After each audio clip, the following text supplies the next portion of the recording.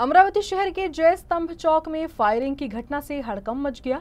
एक पान ठेला पर 3 अज्ञात हमलावरों ने देसी कट्टे से अचानक गोलियां चला दी और मौके से फरार हो गए।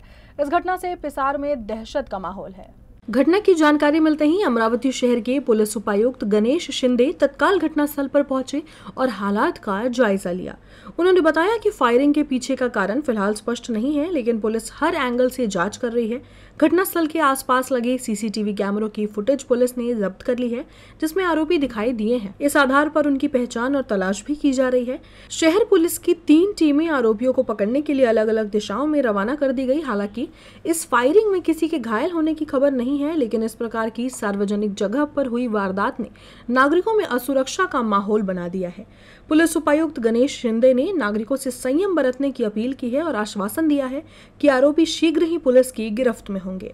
तर आज संध्याकाळी साधारणपणे 1 तासाभरापूर्वी त्यांच्याकडं हे गुरुबक्ष मंगलानी हजर नव्हते, परंतु दुकानावर ते विकी मंगलानी आहे का असं विचारत 3 मुलं आतमध्ये आली आणि विकी मंगलानी का आहे असं विचारत त्यांनी मग त्यांना तो काय विकी मंगलानी अभी नाही आहे तो बुलाव किंवा अशा पद्धतीचं हे करून मग तो नाही आहे तर कुठं गेला काय गेला असं म्हणत यांना दहशतीखाली घेण्यासाठी दुकानात हजर असलेले जे दुसरे सागर मंगलानी आहेत त्यांच्या गुरुबक्ष मंगलानीचे ते मुलगा आहे ना, गुरुबक्ष मंगलानींचा मुलगा आहे आणि ते जॉईंट फॅमिली असल्यामुळे एकत्रित बिझनेस करतात। विकी त्यांचा मुलगा आहे, सागरी मुलगा आहे, गुरुबक्ष त्यांचा मुलगा आहे, भतीजा आहे, पुतणे आहे, सागर भाऊ आहे, बरोबर। सागर याचा भाऊ आहे, चुलत भाऊ, परंतु त्याचा चुलत भाऊ आहे सागर।